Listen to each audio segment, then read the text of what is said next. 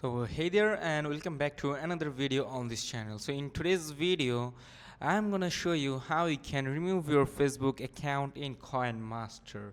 So before we get started, make sure to check the link in the description box or in the pinned comment. So first of all, you have to go and visit your CoinMaster app on your PC, or it can be on your phone. And then here you can see this option at the top right corner, this three dot icon. Simply tap onto this three dot icon.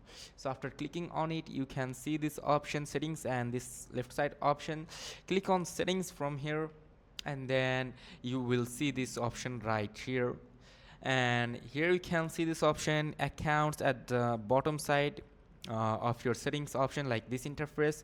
You just simply have to tap onto accounts. So after clicking onto accounts, you can see this option sign out. Okay, just simply tap onto sign out, and if you want to delete your account permanently, you can also do that from here.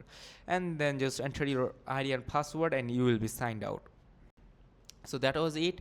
If this video was helpful, do not forget to like and subscribe to the channel. Till then, take care, goodbye, and make sure to check the link in the description box.